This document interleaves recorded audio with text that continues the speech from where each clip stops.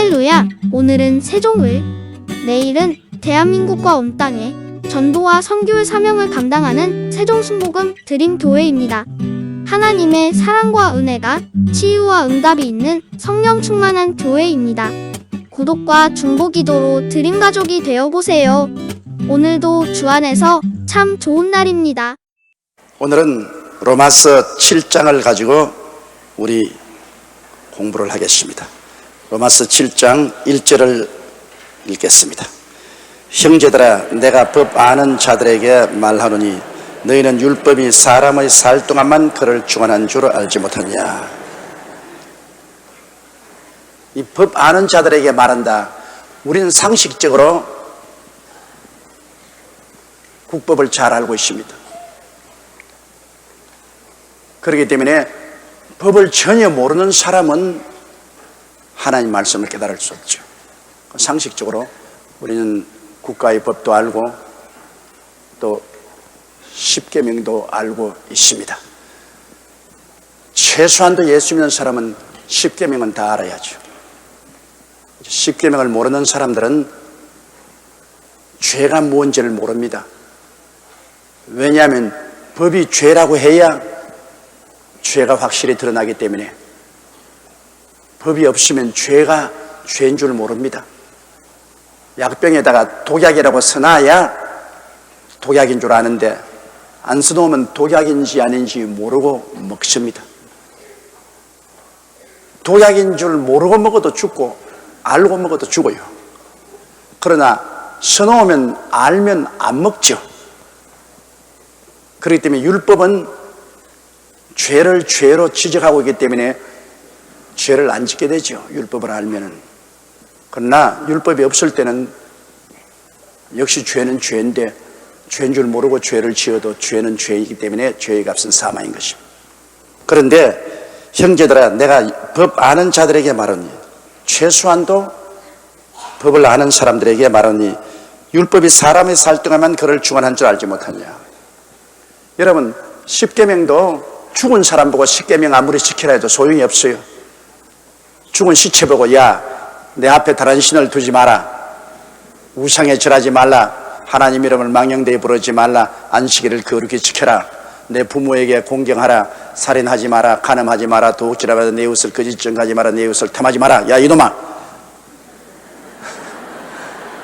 그래도 죽은 시체는 아무 말도 없습니다.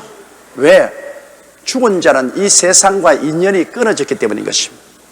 법은 이 세상에 살아있는 사람에게 주신 것이지 저 세상에 있는 사람에게 준 것은 아닙니다. 이 세상에 살아있을 동안에 준 법이기 때문에 이 세상에서 생명이 끝나면 율법하고는 관계가 없습니다. 2절 보십시다. 남편이는 여인이 그 남편 생전에는 법으로 그에게 매인받으나 만일 그 남편이 죽으면 남편의 법에서 벗어나느니라. 남편이 있는 여인이 자기 남편이 아주 흉폭하고 못나고 안 됐습니다. 그러나 그렇다고 해서 내 마음에 드는 이상적인 남자가 있다 해서 시집을 가면 이 여자는 음부가 됩니다. 그럼 법에 의해서 돌로 쳐 죽이라고 했습니다. 하나님의 법에 의해서는 간음하는 여자는 돌로 쳐 죽이라. 아주 굉장한 어마어마한 형벌인 것입니다. 그러므로 남편이 살아있을 동안에는 폐 일어나고 아무리 그 남편이 고약하고 포악해도 성경상으로는 이혼을 허락하지 않습니다. 하나님 말씀에 쓰이는 것이 아닙니다. 하나님 말씀은 죽음으로 말미암아서만이 결혼의 법에서 해방이 될 수 있다. 그러니까 남편이 죽으면 아내는 남편의 법에서 해방돼요. 3절요.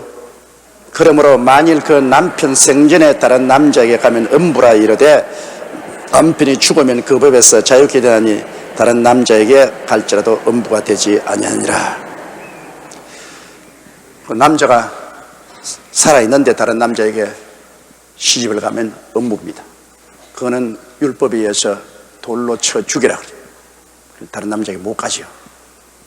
음부가 되니까. 그러나 그 자기가 메인받은 그 남편이 죽으면 그 결혼의 법에서 해방되었기 때문에 이제 다른 남자에게 시집 갈 수 있습니다. 그러나 고린도서에 보면 믿지 않은 자에게는 시집 가지 말라 그러십니다.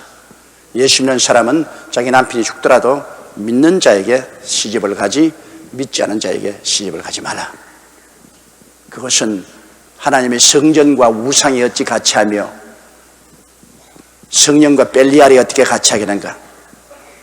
그러므로 믿지 않은 자에게 시집가지 마라. 그렇게 말을 하고 있는 것입니다. 4절요.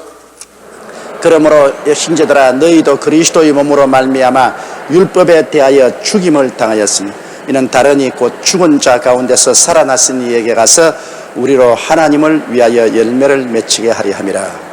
이 비유대로 여러분 이 세상 마귀와 죄와 율법은 우리 남편으로 비유되어 있습니다. 우리 세상 사람들은 어찌할 도리 없이 태어날 때부터 마귀의 종으로, 그리고 죄의 종으로, 율법의 종으로 거기에 매인받았습니다. 마귀에게 매이고 죄에 매이고 그리고 율법에 매인받아서 옴짝을 하지 못합니다. 뭐 벗어날 도리 없어요. 아내가 남편에게 매인 것처럼 살아있는 사람은 모두 다 마귀와 죄와 율법에 매인받았습니다. 그러므로 다른 데 갈 수가 없어요. 그러면 다른 데 가서 새 사람을 시작하려면 죽어야 돼요. 죽어버리면 마귀에서도 해방되고 죄에서도 해방되고 그러고 율법에서도 노예남을 받습니다. 죽은 자가 이제는 더 이상 마귀에게 속하지도 않고 그리고 세상 죄에 또한 율법에 속하지 않습니다. 물론 산 동안에 죄 지은 사람은 죽어서 그 죄값으로 심판을 받아야 되죠. 결정적으로 죽으면 율법에서 해방됩니다. 율법이 바로 우리의 행위를 심판해서 죄인으로 만들기 때문에 죽으면 율법에서 해방이 되는 것입니다. 비로소 율법에 해방되어요. 죽기 전에는 율법에서 해방되지 못해 이 세상 사람은 율법이 날 지키고 있어서 일거수일투족을 전부 다 정지하는 것입니다. 일거수일투족을 전부 정지하기 때문에 정지함을 받아서 사람들은 하나님께 가까이 나오지 못하고 쫓겨나 마귀의 종이 되어 살다가 죽어서 지옥으로 떨어질 수밖에 없습니다. 그러면 어떻게 할 것인가? 유일하게 벗어날 것은 우리가 죽는 도리밖에 없습니다. 우리 신랑 된 율법에서 노예나 받기 위해서는 우리가 죽는 도리밖에 없는데 우리 한 사람 한 사람이 죽을 수가 없지 않습니까? 그러므로 하나님의 아들 예수님이 오셔서 우리를 다 끌어안고 십자가에 못 박아서 죽고 장사해 버렸습니다. 그래서 죽었으니까 이제 율법의 남편 앞에서 해방되었죠. 예수를 믿으면 그리스도와 함께 십자가에서 죽었기 때문에 율법은 남편에게서 해방이 되어버렸습니다. 그리고 우리는 그리스도와 함께 부활하사 이제 다시 시집을 가는데 어디를 가느냐? 우리 주 예수께로 시집을 가는 것입니다. 그래서 그리스도와 더불어 살기 때문에 이제 예수 그리스도로 말미암아 성령으로 거룩한 열매를 맺고 삽니다.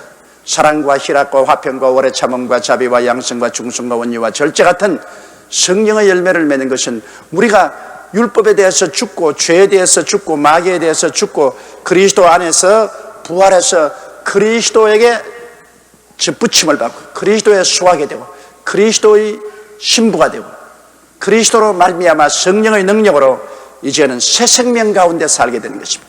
아담 안에서 받은 옛날 낡은 생명이 아니고 그 푸스케 생명이 아니고 이제는 하나님의 영생 조의 생명이 들어와서 새 생명 가운데서 우리가 행하게 되는 것입니다. 그러므로 예수를 믿는다는 것은 종교적인 차원에서 믿는 것이 아닙니다. 완전히 존재적으로 변화를 받습니다. 옛사람이 그리스도 안에서 죽어버리고 장례지내버리고 예수 안에서 부활하사 그리스도와 하나가 되어서 사는 것입니다.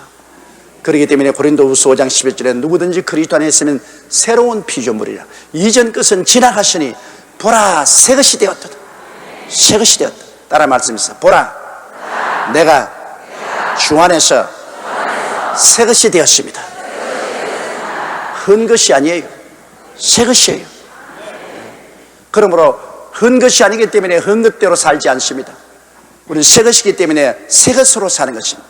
새 생각을 하고 새 말을 하고 새 행동을 하고 사는 것입니다. 왜냐하면 우리 속에 새로운 성령이 들어와 계시기 때문인 것입니다. 마귀와 세상은 쫓겨나가고 천국과 성령이 우리 속에 들어와 있는 것입니다. 우리는 새 사람입니다. 국적이 세상 국적에서 이미 빨간 줄이 꺼지고 우리는 예수 그리스도의 나라 백성으로 다시 등록이 된 것입니다. 엄청난 존재적인 변화가 오는 것이 예수 믿는 생활인 것입니다. 예수 믿는 생활이라는 것은 우주적인 존재적인 변화가 다가온 것입니다. 그냥 교회에 왔다고 해서 그것이 전부인 것이 아닙니다. 우주적인 변화가 다가왔어요. 마귀의 종에서 하나님의 자녀로 귀신의 포로가 되어 살다가 예수 그리스도의 신부로 변화가 되고 육신의 사람이 신령한 사람으로 변화가 되고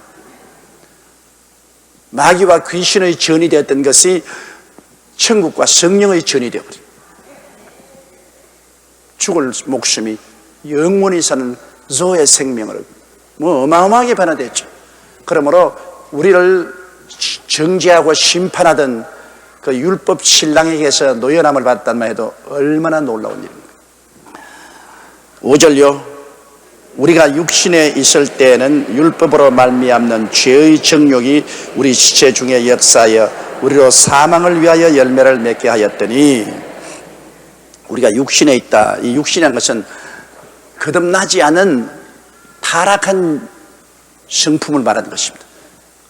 육신에서 이 고기 덩어리를 말하는 게 아닙니다. 죄진다고 아이고 이놈의 육신, 아이고 이놈의 육신, 아이고 이놈, 때리면 몸만 아팠지 뭐 별 돌이 있나.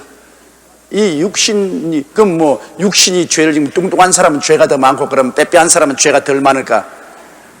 빼빼한 사람이 더 많이 지은 사람 많아요. 육신이라는 것은 이 고기 덩어리 육신을 말하는 것이 아니고 타락한 성품을 말하는 것입니다. 그 예수 믿는 사람은 이 타락한 성품이죠. 그런데 우리 이 타락한 성품인 믿지 않은 사람, 이 육신이 있을 때는 율법이 자꾸 우리에게 죄를 일으킵니다. 그 왜냐? 이 육신은 원래 죄를 짓게 되어 있는데 율법이 자꾸 죄를 짓게 하는 것은 율법이 죄를 보여주기 때문인 것입니다. 율법이 들어오면 자꾸 그 때문에 죄가 드러나게 되고 또 더 반발하게 돼요. 살인하지 마라. 그럼 살인은 안 하지요. 그러나 미워하는 것이 살인이라고 했는데, 미워하지 마라 하면 자꾸 더 미워하죠.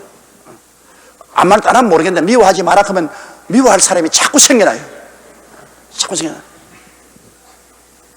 이러므로 율법이란 것이 우리에게 경계를 줌과 동시에 우리의 타락한 육의 성품에 자극을 주어서 오히려 그것을 범하려고 하도록 만들어주는 것입니다. 그런 일이 있어요.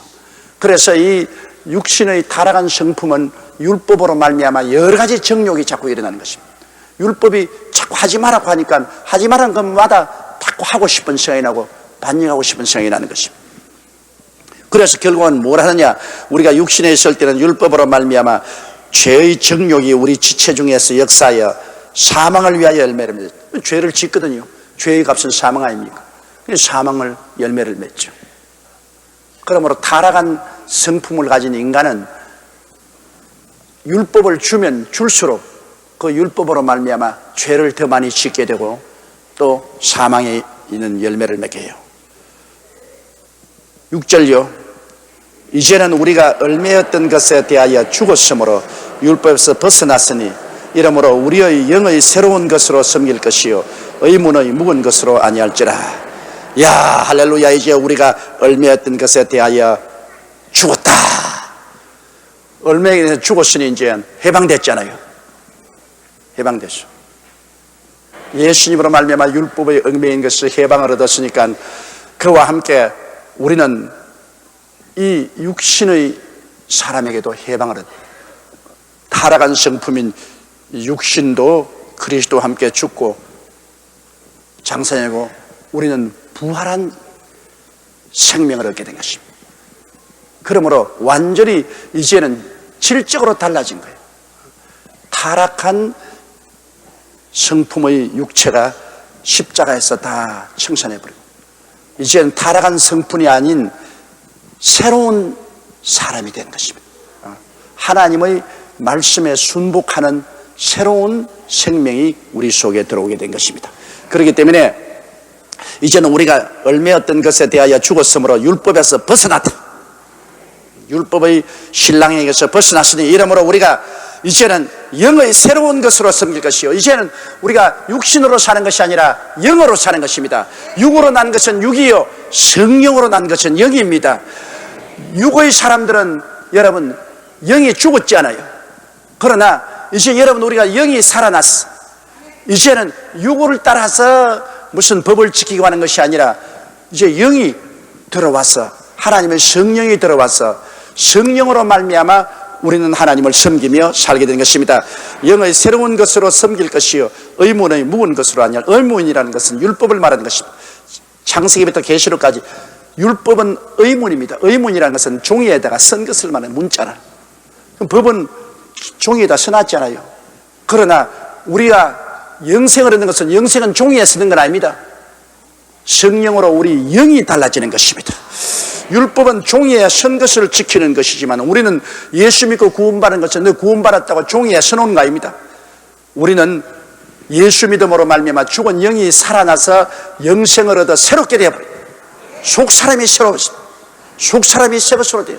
그래서 우리는 성령을 따라 하나님을 섬기지, 문자를 보고서 이거 달아, 이거 달아, 이거 하지 마라, 하지 마라, 그걸 보고서 우리가 생활하는 것이 아니라 이제는 자연적으로 우리가 속에서 성령으로 말미암아 거듭났기 때문에 성령을 따라서 우리가 행하는 것입니다.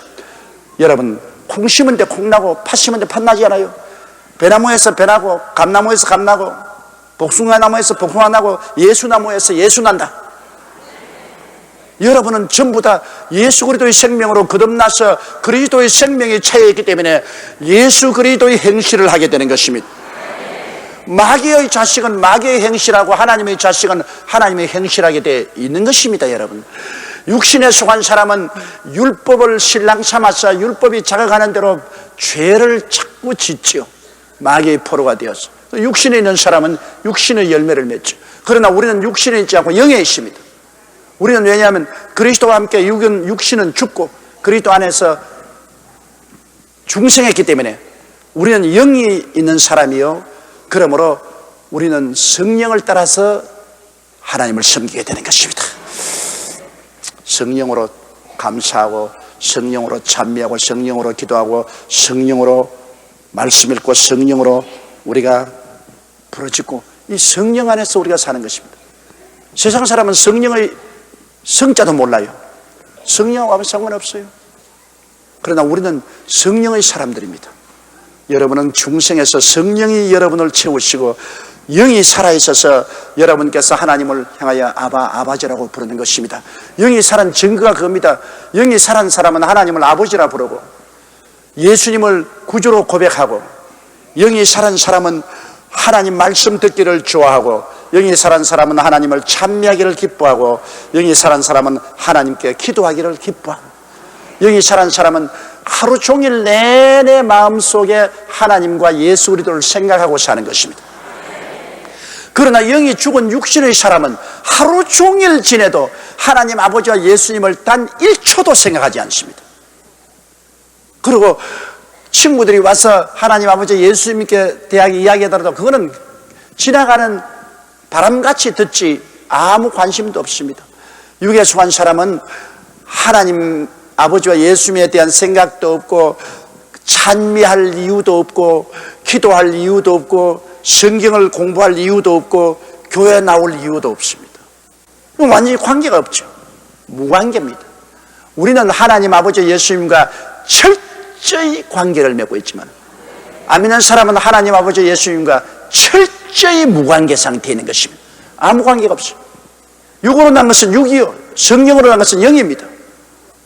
그러니 여러분, 비둘기와 매와 아무 관계가 없는 것처럼 영으로 난 사람하고 육으로 난 사람하고 아무 관계 없어요. 내용이 완전히 다르다고요. 여러분 속에 있는 내용은 아버지 하나님과 예수님과 성령과 천국이 내용인데, 안 믿는 사람은 마귀와 귀신과 세상의 내용입니다. 아니, 내용이 달라요. 그래, 내용이 다르니까 가는 곳도 다르잖아요. 세상은 지옥으로 가고 우리는 천국으로 가잖아요. 이제는 우리가 얽매였던 것에 대하여 죽었으므로 여러분은 마귀에 대해서, 율법에 대해서 죽었습니다. 해방되었어. 예수로 말미암아 거듭나서 영생을 얻었으므로 이제는 거듭난 영의 새로운 것으로 하나님을 섬길 것이요, 이제는 문자를 가지고 종교적으로 섬기는 것이 아닙니다. 문자적으로 의식적으로 하나님 섬기지 않아요. 이제는 성령으로 섬겨요. 7절요. 그런즉 우리가 무슨 말 하리요? 율법이 죄냐? 그럴 수 없느니라. 율법으로 말미암지 않고는 내가 죄를 알지 못하였으니 곧 율법이 탐내지 말라 하시면 내가 탐심을 알지 못하였으리라. 야, 그러면 율법이 그거 아주 고약한 거 아닌가? 율법이 자꾸 우리를 죄로 지적하니까 고약하지 않냐? 그런데 실제로는 율법이 죄냐? 율법이 그렇지 않습니다. 우리 육신이 연약하여 율법을 도저히 집행할 수가 없어요. 율법이 나쁜 것이 아니라 우리 육신이 나빠요. 왜? 우리 육신이 율법을 지킬 만한 실력이 없어요. 실력이 없는 육신에게 율법이란 그 하나님의 법을 갖다 주노니까 도저히 감당하지 못하죠. 율법은 하나님이 주시고 올바르게 살라는 좋은 법인데 우리 육신이 약해서 도저히 우리 분수에 맞지 않아요. 율법이란 그 고급스러운 그 위대한 법이 우리 육신에 속한 이 천하고 낮고 타락한 인간에게는 분수에 맞지도 아니하고 도저히 격에도 맞지 아니하고 감당할 수가 없어요. 그러므로 육신이 율법을 받아도 지키지 못해요. 지킬 힘이 없으니까. 그러므로 율법이 우리를 살리지 못하고 우리를 죽이는 거예요. 하나님의 좋은 율법인데도 불구하고 우리가 지키지 못하니까 율법이 우리 살리려 왔다가 못 살리고 죽여버려요. 살리려고 온 것이 결국 죽이고 말았어요. 희한한 것 아닙니까? 그건 왜냐? 율법이 나빠서 그런 거 아니에요. 우리가 못나고 분수에 감당할 수 없어서 그냥 율법 때문에 죽어요. 율법 와가지고서 전부 이것 하라 저거 하라 그런데 못하니까 죽죠. 척척척 다 해내면 옳지거니 잘했다, 너 어렵다 그러게 될 건데 못하니까 아유 이것도 못해 저것도 못해 아유 죽어 율법이 그렇게 많은 거야. 얻어맞아가 이렇게 돼가지고. 그러므로 율법이 나쁜 거 아닙니다. 우리가 나쁘죠. 타락한 우리의 육신이 약해서 율법을 감당을 못하죠. 그런즉 우리가 무슨 말이에요? 율법이 죄냐? 그럴 수 없느니라. 율법으로 말미암지 않고는 내가 죄를 알지 못하였으니 곧 율법이 탐내지 말라 하지 아니하였으면 내가 탐심을 알지 못했으리라. 그 바울 선생이 자기 육체에 가장 약한 것이 아마 탐심인 것 같습니다. 다른 죄 다 두고 탐심죄만 말을 했습니까? 10계명 중에 내 이웃을 탐하지 말은 마지막 10째 계명이죠. 이웃의 말이나 소나 낙이나 아내나 탐하지 말은.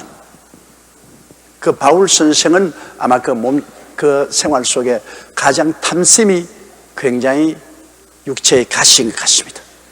그런데 자기를 경험에 비유해서 여기에 말하고 있는 것입니다. 율법이 탐내지 말라 아니하였으면 내가 탐심을 알지 못했으라. 율법이 없을 때는 나가 탐심이 있는지도 없는지도 몰라요. 그런데 율법이 와서 탐내지 마라 하니까 이것도 탐심이고 저것도 탐심이고 이것도 탐심이고 다 드러난단 말이에요. 모를 때는 여러분 그냥 지나가요. 알고 나면 문제가 생겨요. 모를 때는 탐욕이 있어도 탐욕인 줄 몰랐어요. 아이고 저 집 송아지 내가 가졌으면 좋겠다. 저 집 하인 내가 데리고 왔으면 좋겠다. 저 집 안에 좀 내가 훔쳐왔으면 좋겠다. 여러 가지 그렇게 해도 그게 죄인 줄 몰랐어요.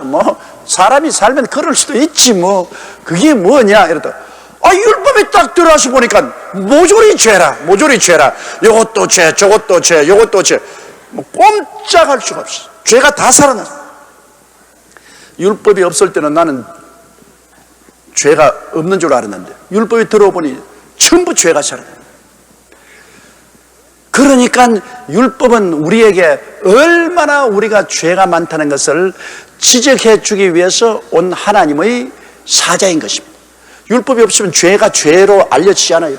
율법이 들어오니까 우리가 죄인 줄 아니까 아이쿠 나는 죄인입니다. 나는 어떻게 하지요? 예수 십자가를 믿어라. 별 도리 없다. 너 보혈 아니고는 넌 못 살아간다. 그래서 율법은 몽학 선생입니다.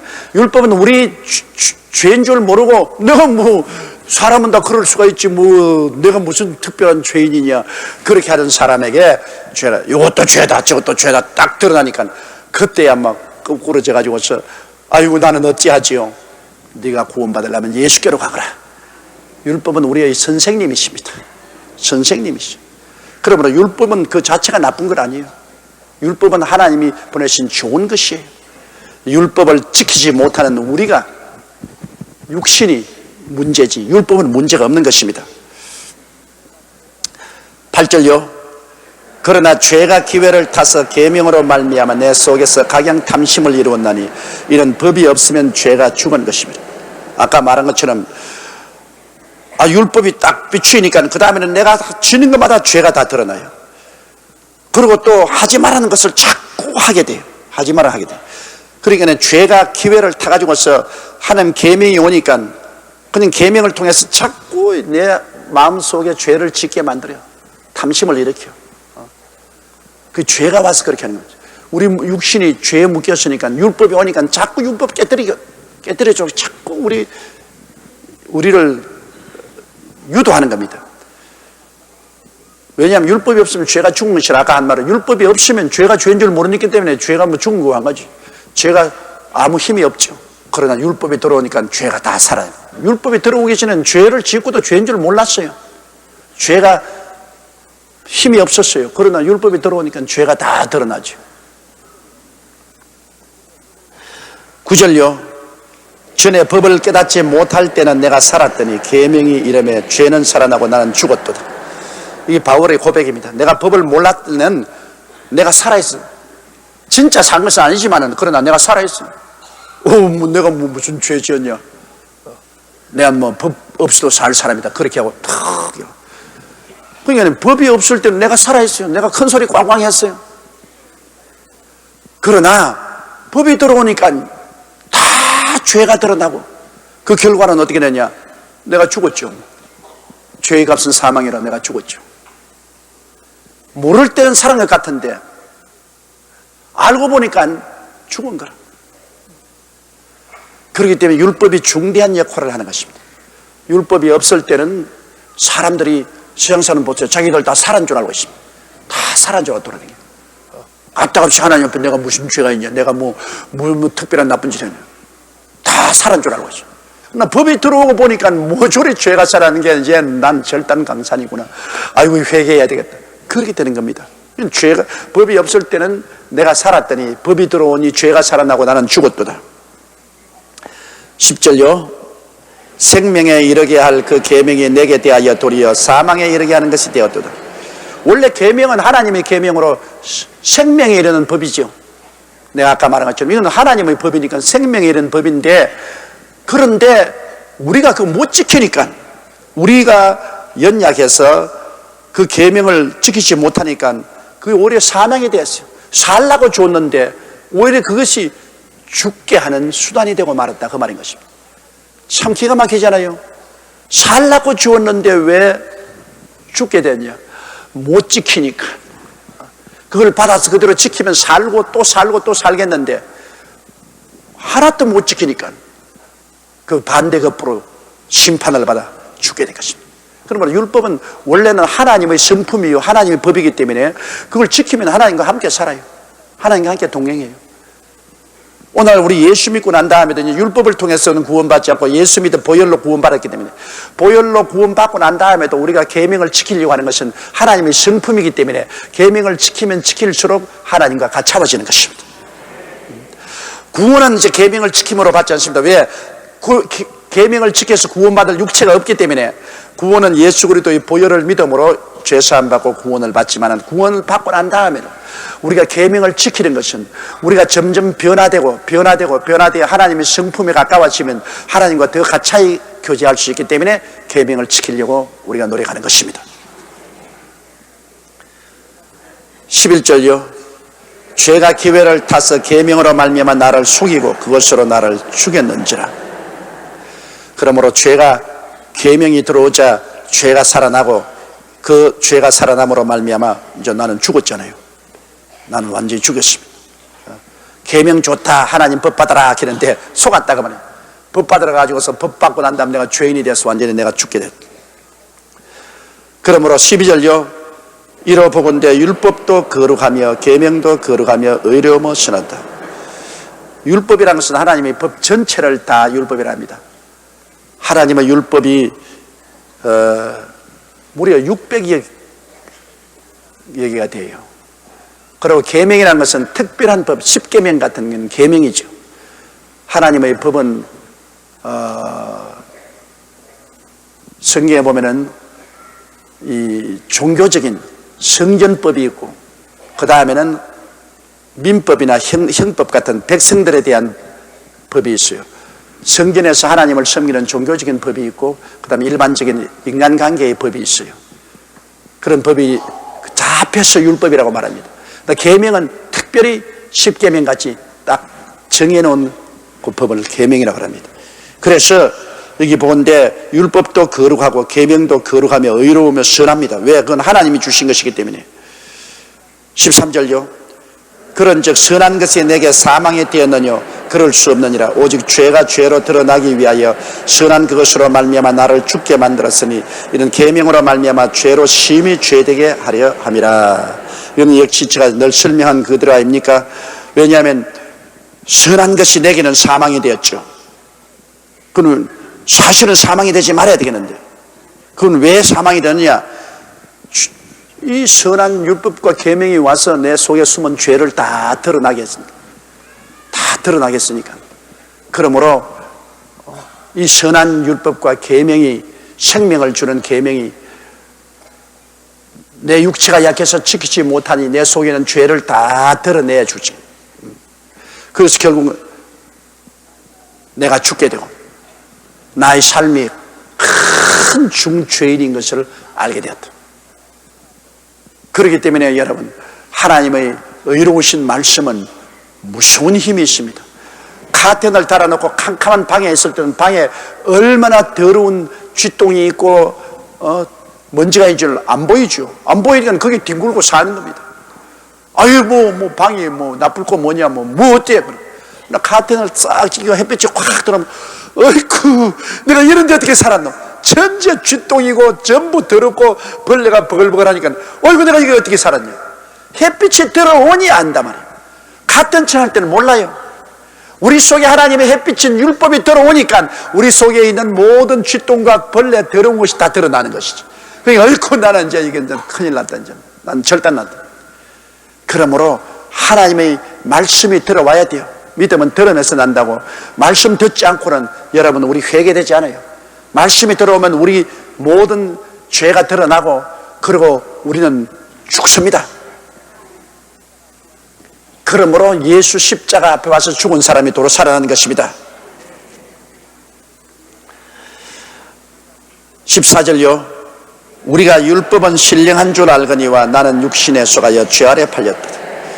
이게 바울의 고백입니다. 율법은 신령하죠. 맞았죠. 하나님이 주시는 율법은 신령하죠. 나는 육신에 속하여 가지고 있어. 나는 타락한 성품인 육신에 속하여서 죄 아래 팔렸어. 죄 속에서 죄의 남편 따라 다니는 것입니다. 15절요. 나의 행하는 것을 내가 알지 못하노니 곧 원하는 이것은 행치 아니하고 도리어 미워하는 그것을 함이라. 자, 그 참 우리 속을 딱 들여다보고 하는 말 같죠? 내가 내 하는 것을 알지 못한다. 마음으로 원하는 것은 굳이 안 하고 원치 않은 것은 자꾸 행합니다. 이거 참 기가 막힌 일입니다. 사람이라는 것이요. 사람이라는 것이 지 마음, 자기 마음대로 할 수 있습니까? 내 마음 나도 몰라. 자기 마음을 다스릴 수가 없다 그 말입니다. 원하는 것을 행하지 않고 원치 않은 것을 행하는 것. 그 바울 선생이 얘기해. 그래서 16절요. 만일 내가 원치 아니하는 그것을 하면 내가 이로 율법의 선한 것을 시인하노니. 내가 원하는 것은 율법대로 원하는데 율법은 선한 거 아닙니까? 그런데 율법을 어기고 원치 않은 것을 행하니까 그러니까 나는 나쁘고 율법은 선한 겁니다. 율법이 나빴으면 나와 똑같이 나쁜 짓 해야 되겠는데 율법은 선한 일을 하라고 내 마음도 거기에 그렇게 하지요 해놓고 나는 거슬려서 행하니까 원치 않은 것을 행하니까 그러니까 나는 나쁘고 율법은 선한 겁니다. 율법이 나쁜 건 아니에요. 율법이 선한 것을 우리가 시인합니다. 그러므로 17절요. 이제는 이것을 행하는 자가 내가 아니요 내 속에 거하는 죄니라. 보십시오. 내 속에 죄가 없는 줄 알았는데 하나님의 선하신 율법을 보고서 그대로 행하려고 마음에 작정을 했는데 내가 그 마음에 원하는 건 하지 않고 정반대로 원치 않은 나쁜 짓만 행하니까 내 속에 죄가 있구나. 이 죄라는 것은 하나님의 뜻을 거역하는 것이 죄거든요. 빗나가는 거죠. 나는 죄 없다. 나는 왜 내가 죄인이냐 그렇게 하는데 왜 하나님 법을 보고도 그대로 못하노 말이야. 법대로 살지 못하고 원치 않은 대로 하니까 법은 선하고 나는 나쁘고 내가 왜 나쁘노? 내 속에 죄가 들어앉아 있다. 내 속에 죄가 들. 18절요. 내 속 곧 내 육신에 선한 것이 거하지 않은 줄을 아노니 원하면 내게 있으나 선을 행하는 것은 없도다. 육신에 속한 사람에게는 선한 것이 없습니다. 육신에 하나님을 모르고 타락한 성품인 육신을 가지는 사람은 하나도 선한 것이 없어요. 하나님 보시고 하나도 선한 것이 없어요. 육신에 속한 사람이 의로운 행동을 했다면 그건 빛난 악입니다. 의로운 행동이 빛난 악으로 하나님 생각합니다. 그러므로 육신에 선한 것이 하나도 없습니다. 내 속 곧 내 육신에 선한 것이 거하지 않은 줄 아노니. 그는 왜냐? 원하면 내게 했으나 선을 행하는 것은 내가 선을 원하지만 선을 하나도 못 행하니까 못 행하게 하는 것은 내가 죄인이라는 건 증거인 것입니다. 선을 행하면 내가 선인인데 선을 원하면서도 못하니까 난 죄인 아닙니까? 그는 죄인이거든. 그래서 19절요. 내가 원하는 바 선은 하지 아니하고 도리어 원치 않은 바 악은 행하는도다. 그 다음 20절요. 만일 내가 원치 아니하는 그것을 하면 이를 행하는 자가 내가 아니요 내 속에 거하는 죄니라. 내가 율법을 원하는데 그 율법대로 못 살고 자꾸 죄를 지으니까 결국은 내 속에 죄가 있구나 하는 것을 알게 되죠. 율법이 없을 때는 내 속에 죄가 있는 줄 몰랐는데 율법이 오니까 내가 그대로 못 사니까 내 속에 죄가 있는 것을 알아요. 햇빛이 들어오니까 방 안에 더러운 것이 알지. 햇빛 들어오기 전에는 몰랐는데 햇빛이 들어오자 더러운 것이 다 드러났다. 내 속에 선한 것이 없는 것은 하나님 법대로 내가 살지 못하는 내 성품을 볼 때 내 속에 죄가 꽉 들어찬 것이 알려진다는 것입니다. 21절요. 그러므로 내가 한 법을 깨달았노니 곧 선을 행하기 원하는 나에게 악이 함께 있는도다. 그래 내가 깨달은 법이 바로 그것이라.